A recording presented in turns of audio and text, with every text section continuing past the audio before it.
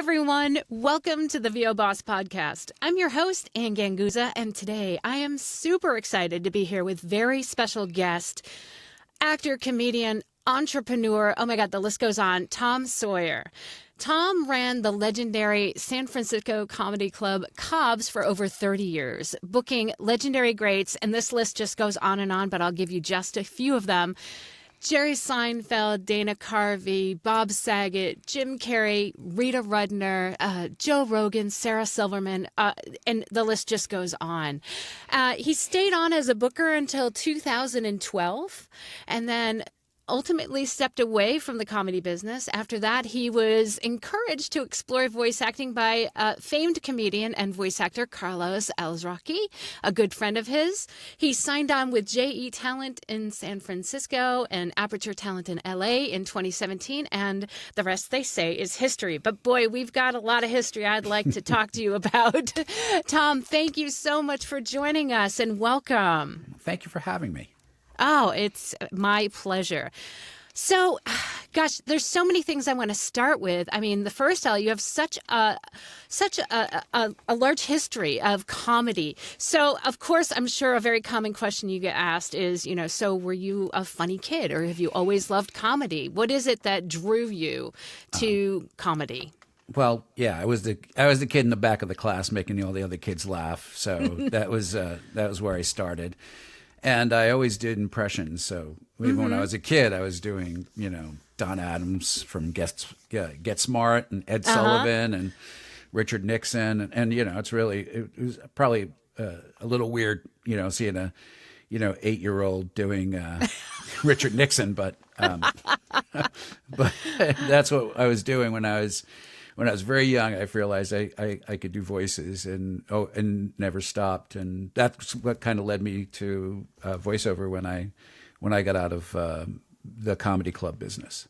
But boy, there was a long history of being in the comedy business, which is, I label you as entrepreneur, 20 times over, because I think that, just following that passion of yours and then ultimately opening up a club that literally was just famed, and just, housing some of the comedy greats tell me a little bit about that history. I mean, that is just so fun and impressive. Yeah, actually, I went to San Francisco to become a stand-up comic. Okay. And there were all these clubs, the Punchline and the Holy City Zoo and the other cafe. They were very packed all the time. And getting stage time there was next to impossible. Or you'd get on at 1 o'clock in the morning in front of a very tired, very small, very drunk audience. And then there was Sometimes this little... that helps. I'm not sure. Mostly it doesn't. Okay. But there was this little club in the Marina District in San Francisco called Cobb's Pub, and they were trying to do comedy there, and there was no audience, but there was stage time. You could get on stage there. In fact, sometimes you couldn't get off stage because there was no one there to take over. Take over. So you had to stretch, and that was terrifying sometimes because I bet. Especially if you're the third or fourth comic going, "Hey, where are you from?" And the audience goes, "We all know where we're from, so stop asking." That's so funny. I just wanted to say that a lot of my actor friends, I feel like being on that comedy stage is like a rite of passage almost. It's like, and it's probably, I would think, one of the toughest things to do is to stand on stage like that and try to make people laugh. I mean, that's just, to it's me, I don't know. Without a net. Exactly. And the thing is like you're stuck there, literally. You have an allotted time that you have to perform, and they give you 10 minutes. You have to do 10 minutes. Doesn't matter if it's horrible right from the word jump. You're on stage for those 10 minutes. That's the time you have to do. And that's one of the things you learn right away is like, if you get off stage early, you're not going to get back on stage. So you have to go through the rite of passage of bombing and bombing. And I've seen comics bomb, from Paula Poundstone to Kevin Meaney, Kevin Nealon. The list goes on and on. Every comic has bombed, but even later on, you get in front of an audience that just doesn't dig you. And there again, nowhere to go, nowhere to run. You can't run off the stage. Yeah, screaming. You're mean. Yeah, I get that, and it's funny because I just went to I just went to a comedy club a couple of weeks ago, and I was thinking about that. Like, what do you do? I mean, they are there until the next, comedian is called on stage, and it feels interesting as being a part of the audience, because a lot of times I think as the audience you are part of. Maybe not part of the act, but it's very interactive. It's very back and forth and engaging because, of course, you're trying to make us laugh. And, you have to communicate to the audience without really engaging the audience, because you're the boss on stage. You're kind of like the crowd master, and you're crowd control and entertainment at the same time. And because comedy, some people feel like, oh, I'm going to be as funny as the comic, right? And that's when things, get really in the audience, get really sideways. You're there to be entertained. Sit back, relax, and leave the talking or the driving to the person with the microphone. So you got some stage time, on Cubs, and then I realized that this was. I just kept seeing these shows that weren't very good. The guy who was booking the show, the club at the time, wasn't doing a great job, and I was a big fan of stand-up as well. So I started thinking about what I would do instead, and then I started telling the owner at the time, the first owner of Cubs. I was telling him, here's what I would do differently, and then I could tell him at the beginning of the show how the show was going to fail, and then he started realizing that everything I was saying was happening, and he went, "What do I got to lose? We're doing horrible business," and so he gave me the job of booking, and from there I started getting the people I really, really like to perform, and it started going great. And we went from being like about 20% capacity to 90% capacity in about a year.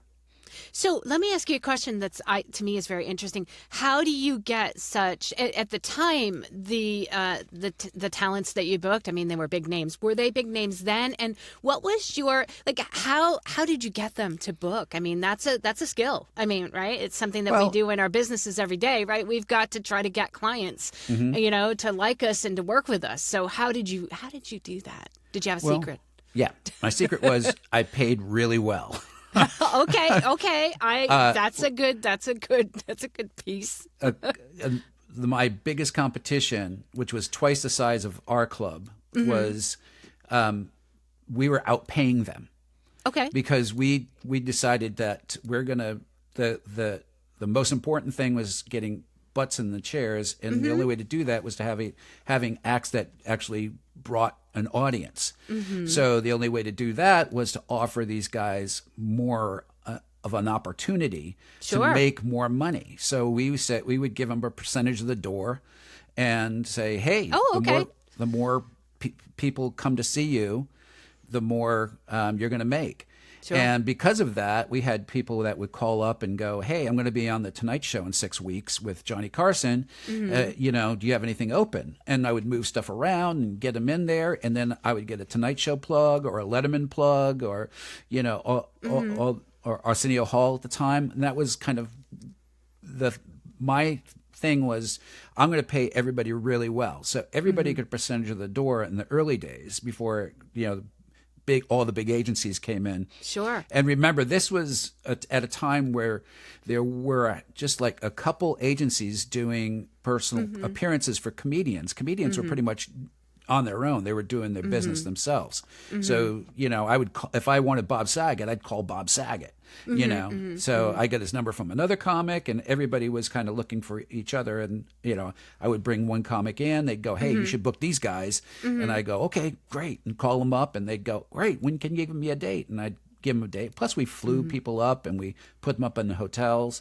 So, we didn't personally make a ton of money. That wasn't my thing. My thing was having the best shows I could possibly have. And making a name, right? And making Yeah, a name for the club. Absolutely. Yeah.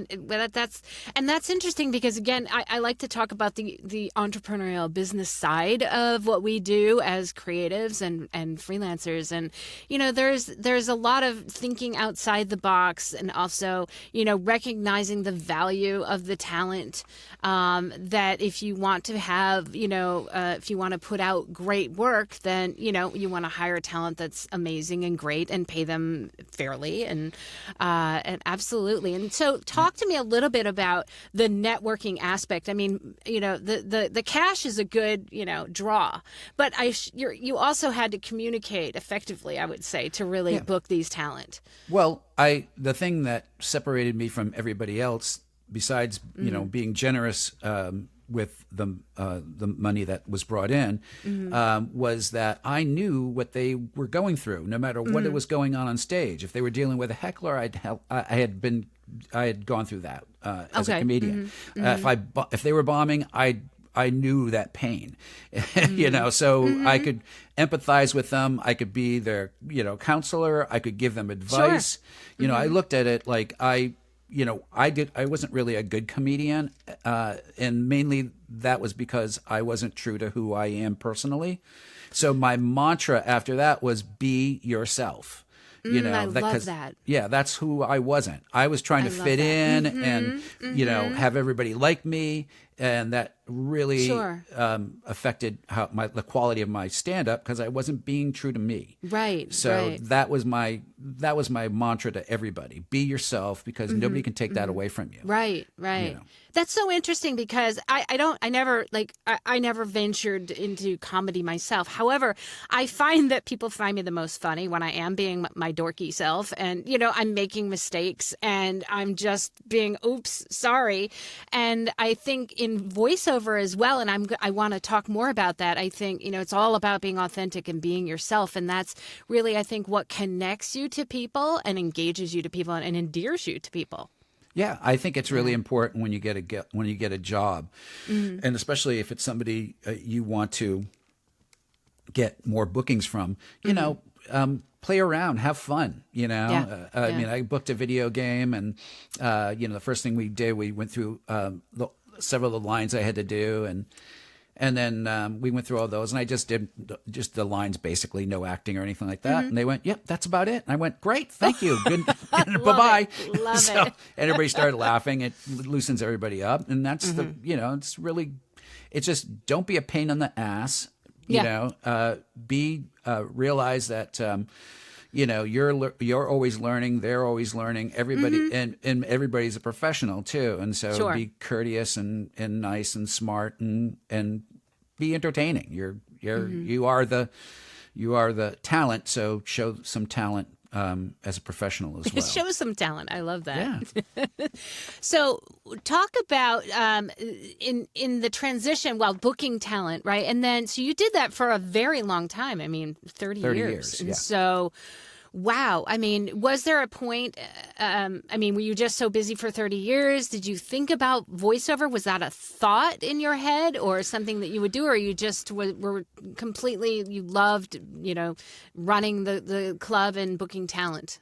Prior to moving to San Francisco, I lived in Florida, and then lived in Sarasota, Florida. And I did a lot of theater there. That's where I fell in love with theater and acting.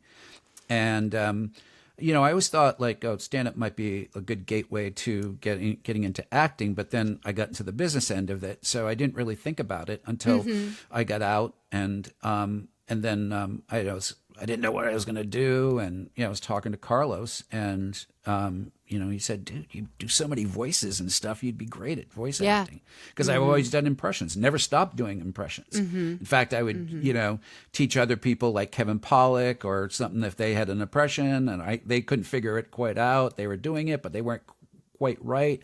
We'd kind of jam and help them get there, or they would help me get there, and we'd all do our really weird outside the box impersonations, because the ones the audience you'd have to spend 5 minutes explaining who that guy is. Right.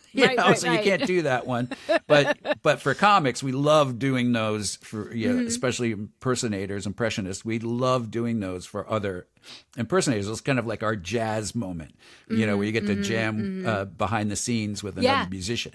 Absolutely. So Frank Caliendo, I had at the club, and Dana Carvey, of course, was the master of the not perfect impression, but getting the perfect and getting the perfect funny. He didn't matter. That's what his genius is right. Is finding the perfect funny to any voice. And then Tom Kenny played the club, started at Cobb's as well. And again, a guy who did so many crazy voices. It was, another inspiration for me to move there. And every once in a while, I talk to him because I'll get a audition for something that I know he's directing or in. So I go, heads up. And he's going, dude, I have nothing to do with casting. Sometimes they cast people and I'm scratching my head. So yeah, but I'll put in a good word for you. So. Well, hey, I think, again, networking totally helps. Yeah. Now, comedy, skill? I think comedy is a skill, an art form. What are your thoughts on that? Oh, absolutely. Yeah, it's not something that I can go on a stage and execute. Yeah, it's like anything else. I mean, I personally believe my philosophy is we all have a gift. Somewhere along the line, we might not be in a position ever to know what that gift is, but we all have a gift. And sometimes there are people out there who have more than a couple. It's a little unfair, but there's also, people who just don't ever find theirs. And I think that the idea is, to try to discover who you are and your strengths, weaknesses, stay away from those weaknesses and, hurtle towards your strengths, and play around don't get locked up into one thing too.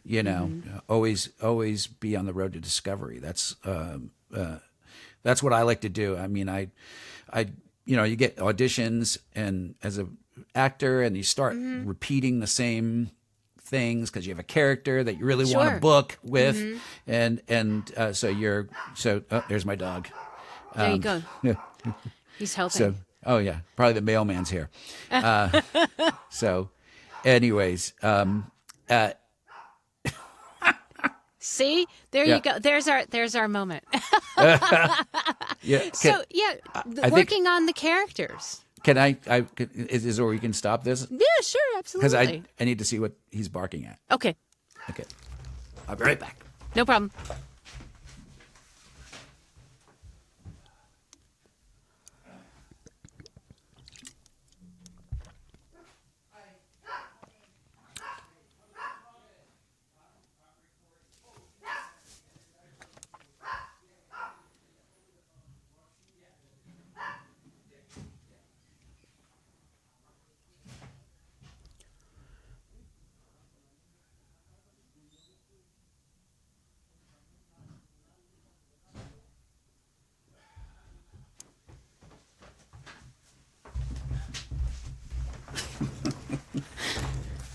Yeah, I had plumbers coming. And of course they were supposed to be here this afternoon. They come in, of course. Early. Yeah. Early. Look at that. Yeah. Whoever heard of a plumber coming early? Yeah. I don't know.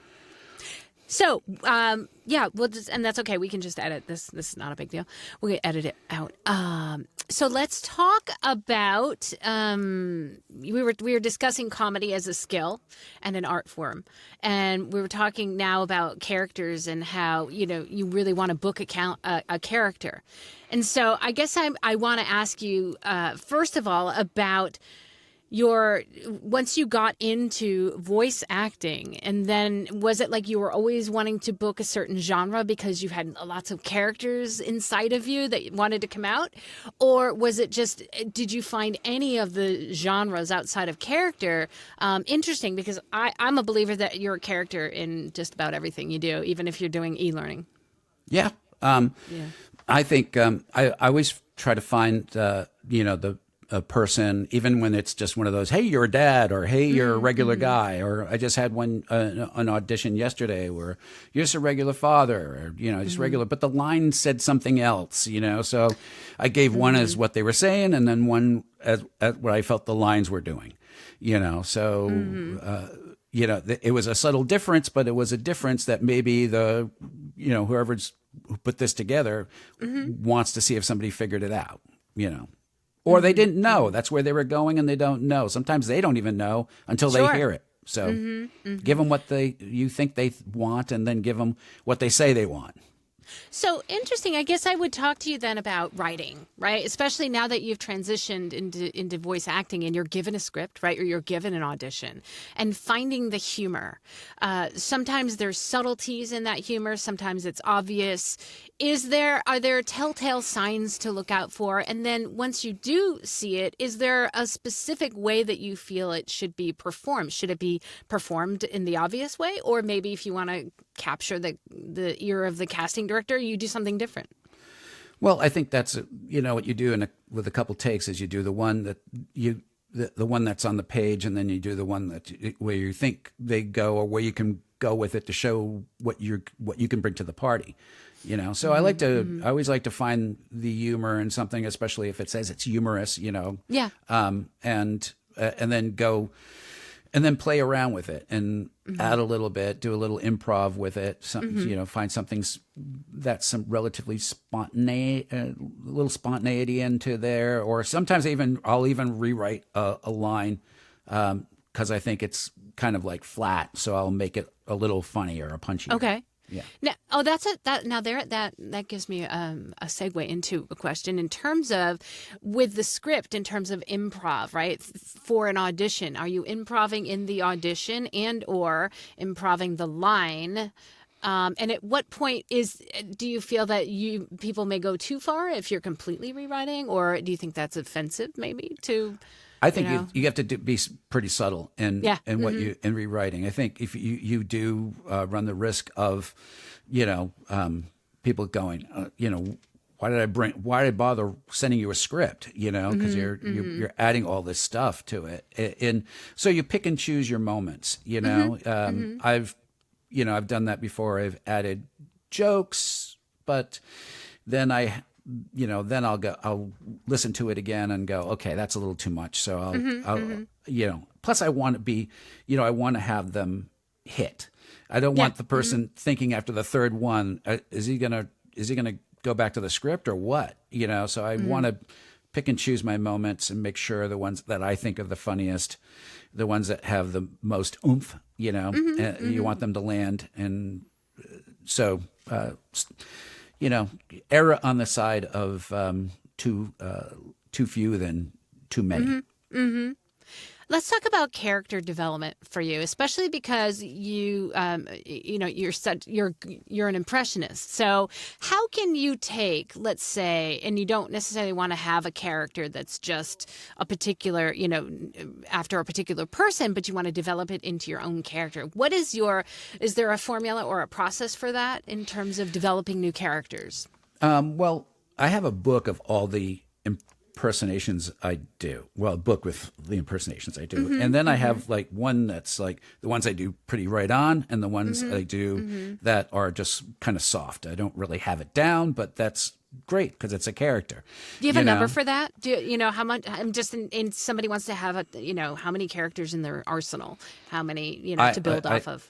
Every day that I can figure out how to do a different celebrity or something like that, I write it down in the book. Okay. Because it comes to you sometimes. I mean, when I figured out how to do Robin Williams, it just was an accident. It's one of those things where you find a word and all of a sudden, then you find a place in your throat and you're doing it and you can't stop. It's crazy. So it just never stops. I love it.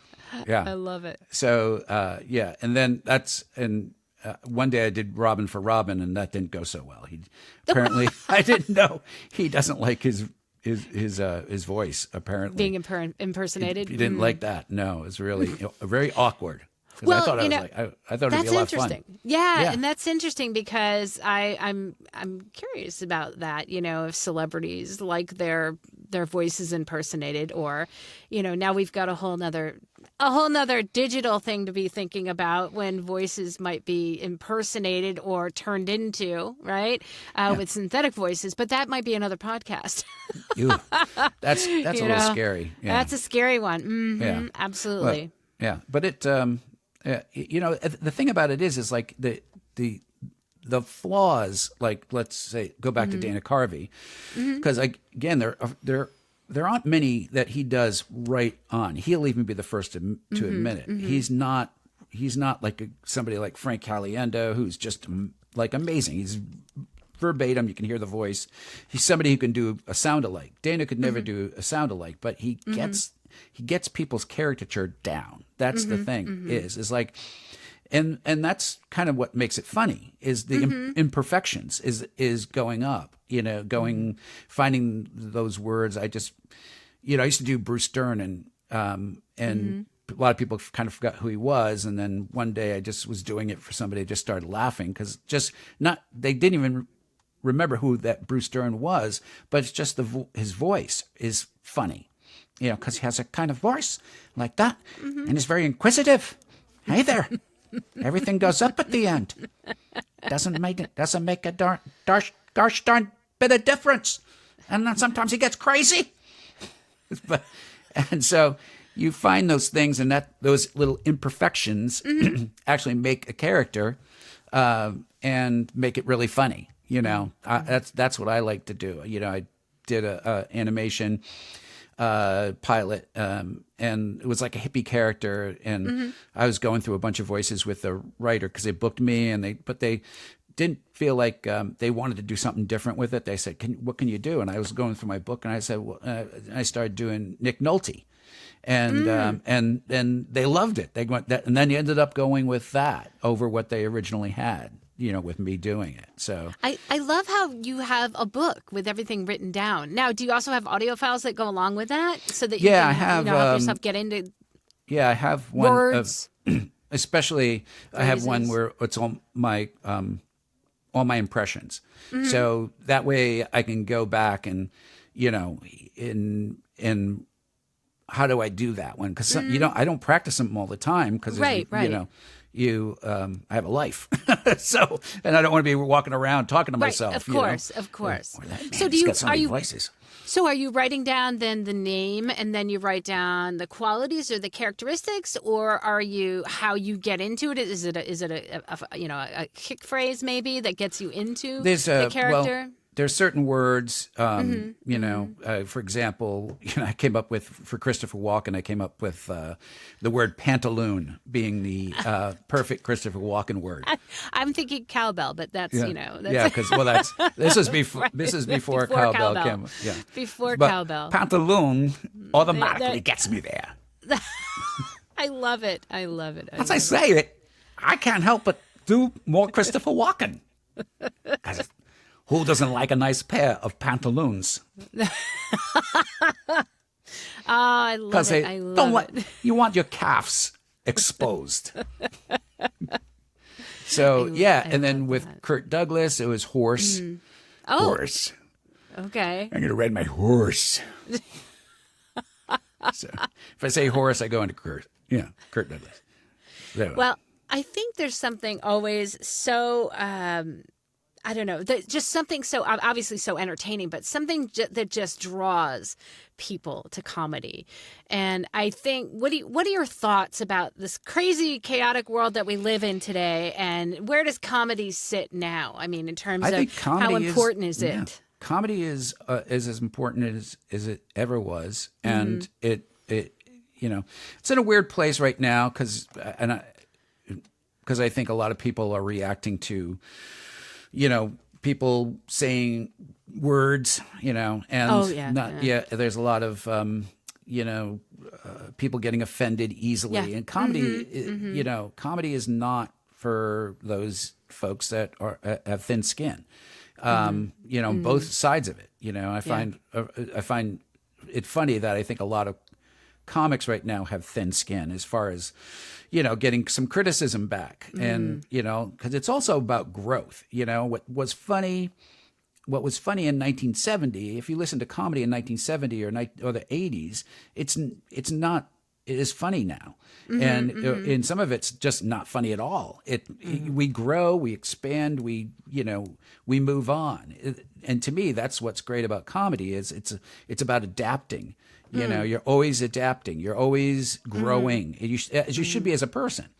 Sure. So to me, if you're moving the ball forward constantly in your life, you're going to be a better person than you were 10 years ago. So why not take that to comedy? Absolutely. You know, the things that were funny like 15, 20 years ago are real cringy right now. And it's not because it's not because they weren't funny back then. They were.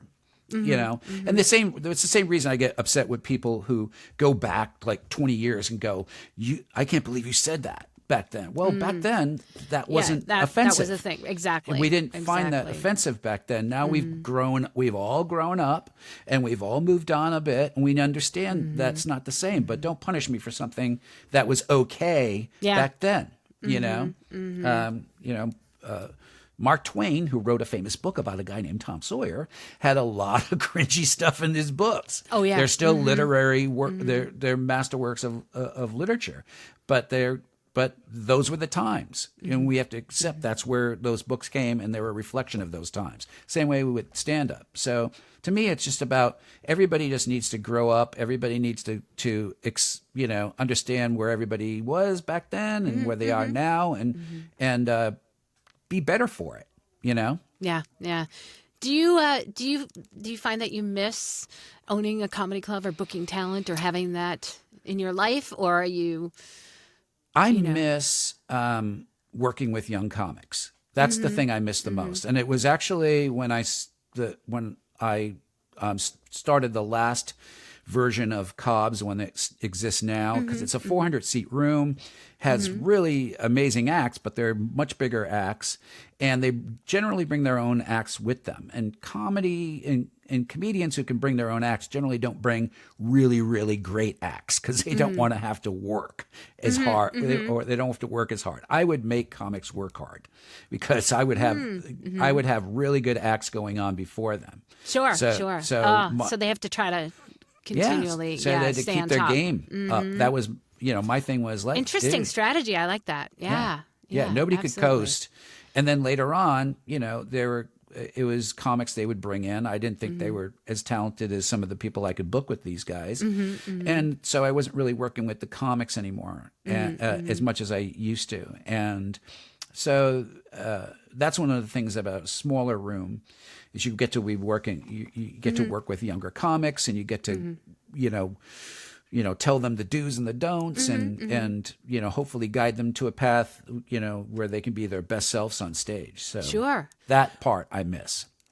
What sort of, and actually speaking of that, what sort of advice would you give to voice talent out there that want to continually up their game and stay on top of the voiceover game? Because boy, it's competitive out there, super competitive. It's crazy. It's and crazy. It's such it turns out to be, and just as I'm sure it was in comedy and being in the club, it's such a mental game a lot of the times too. Yeah, it's I think because the nice thing about voiceover, because I, having been a stage actor very early in my life, is you don't see the person, who you're auditioning for, so you don't see that look as soon as you hit the stage that you've already lost the audition. You're not the person they're looking for. And that's so disheartening sometimes. So at least you go into every audition with, this could be the one, Right. And also I love auditioning. So I love going into another character or finding something I haven't found before, or even sometimes bringing in a character that there's a couple characters I do that I think, oh man, this one is definitely going to find a home someplace. It's just a matter of getting in front of the right casting person, hearing it. So, I'll bring out those guys, every now and then, and when it's the right opportunity for those characters, because they're my buddies. I want them to succeed. So, I think. Oh, I'm sorry. I think just have fun in the booth is the main thing, and if you need to take a break, tell your agent, I need to take a break. If you're getting, I know. I mean, I talk to other voice actors, and it gets a little depressing. Everybody came in this business thinking that, this is, everybody always said I should be in voice acting, and everybody always said this is what I should be doing, and I did it, and nothing's happening, So So, yeah. What's your advice for that? Because that becomes like a mind game. It becomes like, oh my God, I've done all this work. I don't know what else can I do? I mean, what would you suggest in terms of, getting work? It seems like the question I get most often as a coach is like, so, all right, I've got this great demo now, and, I've had this great coaching, and so now where's the work? How do I get the work? Or how do I stand out? I think the thing about it is acting is always acting is a lottery. It's a lottery. You're buying a lottery ticket is what you're doing, because Carlos Alizraki was a comic. Lucky he had a good job. He stayed entertainment, stayed creative, but it was getting the Taco Bell Chihuahua, and all those people he auditioned from, and he hit the lottery, and from there he's he's done so many other things. But when I say, say who Carlos Alizraki is, when I bring him up, I always go the Taco Bell Chihuahua guy, and they go, "Oh, I love that." I would, So it's the same thing where you just go, my lottery ticket is going to come, and you got to believe in yourself, and you believe in your talent, and talk to other people in the business too. Just, keep. Do classes. I think it's still a good idea to do just as even a workout session. Plus, you get some inspiration from other people who have a different style, maybe that you can you see something in yourself, or you bring out something in yourself that you didn't know was there.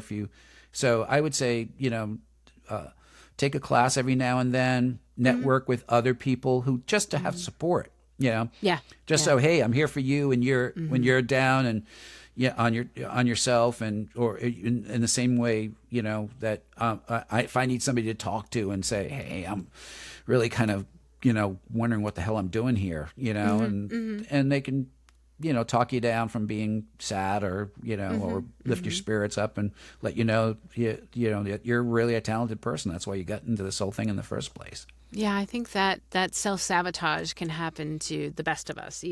Sometimes you'll hear it in the reads. I mean, again, I'll go into a class, and you can tell the person who's been beat down on pretty bad, or they by themselves mostly, because no one's do you have an agent? Yeah. Do you have a demo? Yeah. Well, you're doing all the right things, Yeah. And I think it's good to have an agent that is an agent or two that are that giving you good feedback, or giving you feedback. I was with an agency that way too many people. It was the Poop Sticks agency. They got 400 people that they hired, represent, and you just go, that's too many. I don't feel special when you're just pretty much going, okay, you got a demo, you're in, okay, So I think being with a smaller agency that's a little more hands-on, both my agents give me feedback every time, even if it's just a nice job. And because of that, I feel like I'm better for it, because I already know what, if I see a script, I know exactly what kind of read in the ballpark I need to be. So that's what I'm going to get back. And I'm at the point now where I rarely get back, oh, you need to do this is too much, and something like that. So it's always, I recognize what I'm working with right away. I do it, get it out, get the feedback, forget about it. That's what you got to do. I think a lot of people really crave feedback in this industry, because we are just in our studios, kind of just talking into our little four padded walls, and so a lot of times it's hard when you don't get feedback. Yeah, and especially if you don't have a partner, or you're not in a relationship, where you can at least go, hey, honey, what do you think of this? You I don't bother my wife with everything, but every once in a while, I go, what do you think of this? Or she'll hear me and she'll go, I need to hear the whole thing, because she'll hear me in my booth screaming, and then now she has to hear all the stuff I did in that character. I I love how what you said about, well, at least in, when you're in front of a stage, like, and you can get that reaction from the audience, so you know that if you've bombed or not already. And the fact that when you're in your studio, you actually, use the fact that you're not in front of an audience as a creative, kind of positive outlook, that you can be creative and not have to face that, which is so interesting from, let's say, somebody that doesn't necessarily or hasn't started from being on stage. They might have just started, they worked a corporate job and now all of a sudden, but they've always, they're getting into character acting. And so they don't have that perspective. So I really like that perspective of taking the challenge and I think you just always have to always create the creativity has to be in your brain, your imagination. You have to imagine that character in that scene, which is so difficult for some people. Do you have any tips on how to really create a scene, realistically while you're sitting here in your studio? Yeah, I think the most important thing, especially when you get those video games where it's like one line, one line, five one lines, and that are like, "Hey, don't touch that rock," and you're and you're going, how are these people going to book somebody based on 5 lines that are no more than 10 words for the longest one? Yeah, absolutely. And you're going, how am I going to stand out in front of anybody? So you got to kind of create a scene around those. And those, I generally will write a bigger scene for the line, and then because I'll have the line in there, and I'll make sure that it doesn't bleed into the other words that I'm saying, but that gives me a little bit more emotional, pop for that line. If I have stuff in front of it and back. I'm so sorry. Are you developing the characters that you're interacting with as well? I know who I'm talking to. So I might not have the character fully developed, but I know who I'm talking to. Right. And what's happening in that scene. Happening. Yeah. And you actually write that down. Yeah. I'll go on Word. I'll cut and paste the lines, and then I'll put words around the line. But when I'll highlight the line that is actually in it. So I have all the other words and the highlighted line to make sure I hit that one. And then, but I know what's going on, and I try to create more around it. And how long would you spend, let's say, analyzing and doing all that work? How long would you say you take for an audition to kind of do that, creating the scene and writing that down before you go in and record? It depends on my schedule and what I have to do, and and also how much I think something is really in my wheelhouse. There's things you get where it's like I knock it out in 10 minutes because there's really I really have a really solid idea what I'm going to do with it, and I'd go and do it, and I listen to it, sounds good, boom, So and with characters, though, with video games and animation, I really like to, do as much as I possibly can. I remember I did this video game audition where the character was Cockney. I called my dialect coach, and we went through the whole thing together. I spent like, it was like a class for me. So I had something. I thought this was a good opportunity to have a little class on doing a Cockney accent. And so I said, can I book a hour session with you? And that we just worked on the script I was auditioning for, because I loved it, and I really wanted to nail it. And regardless, I got a class out of it. So nice. So it did 2 things for me. It helped me learn, and I put that learning to immediate use. Absolutely. Yeah, and that's a really good thing to do, is have a network of people. Find a good dialect coach. Find people that are teachers or coaches that you can work with, that you can go to, and use them when you're stuck, or when you just need something. You find something. Same with had a Pixar audition that I did, and the character was obviously somebody from Eastern Europe, and I had a friend who's from Ukraine, and we went through the script, and she helped me with some of the pronunciations, and I thought, well, I really felt I didn't book it, but I really felt confident sending it in. I really felt like I nailed it. Exactly. So, but, exactly. Yeah. Yeah, I love that because you've gotten the worth out of it whether you booked it or not. So that's the other thing. So when you really are excited about something and you do all that work and you feel like you nailed the audition, but then you didn't book it. Thoughts on how to stop that from getting you all upset and oh my God, that's it. Like, it's sort of like you still have to go. This is out of my control. I mean, I have no idea what the other person at the other end is going through, what they've got in front of them. If it's, they end up going with somebody that they've already booked for something, and they can give them another character because union rules, and it's like you did a really good job, maybe even better than that person, but they're already booked, and they don't have to pay another person to do that voice. They can do up to 3 voices and not get a penny more. So they go, let's just give them that. So you don't know all the little things that transpire for somebody to get that part. Yeah, and I think it's important for people to understand that it doesn't necessarily reflect on a poor performance or a poor audition.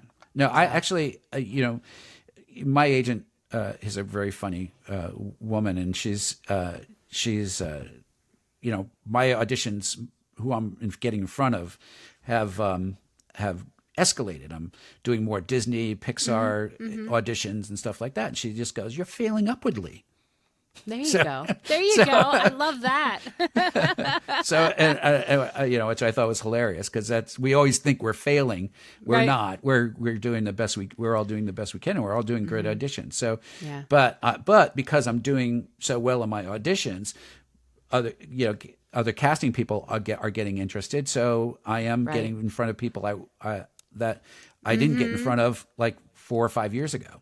Awesome. That's awesome. So even if you don't book the job, you could be making an impression on someone that can get you maybe the next job or the job after that. But and that's the idea. They go, "Well, I really like that," because you don't know.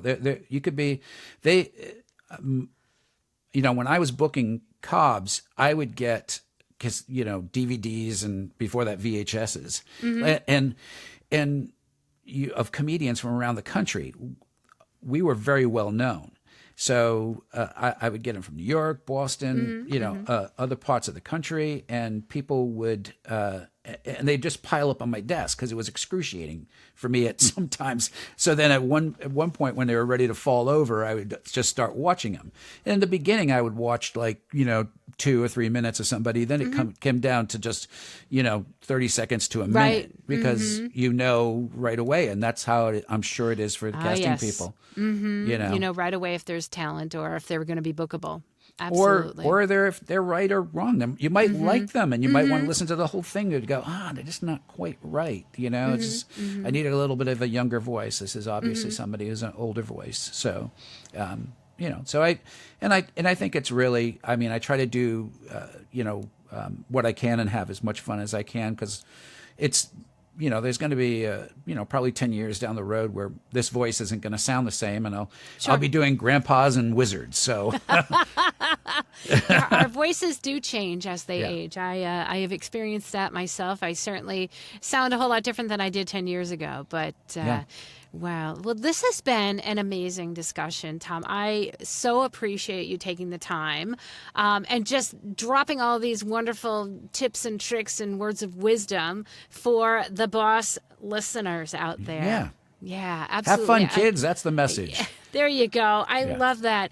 So, bosses, I want you to take a moment and imagine a world full of passionate, empowered, diverse individuals giving collectively and intentionally to create the world that they want to see. You can make a difference. Find out more at 100voiceswhocare.org. And a big shout out to our sponsor, IPDTL. You too can network and connect with amazing people like Tom.